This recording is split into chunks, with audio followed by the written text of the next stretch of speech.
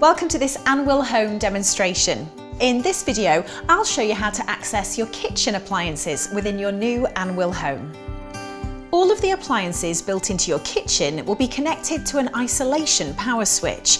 These will allow you to control the power to each appliance. The display of the word on, or a red light, indicates that the power is on. Here in the utility room, you'll find the connections for power and water, ready for a dishwasher, washing machine or tumble dryer, with up to 2 spaces available. Alternatively, you can also position your dishwasher or washing machine in the kitchen.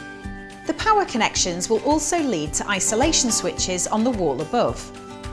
You'll find the main stop valve in the cupboard.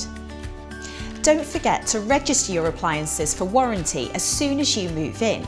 For information on how to register your appliances and further information on how to use your appliances, please refer to the instruction booklets within your welcome pack.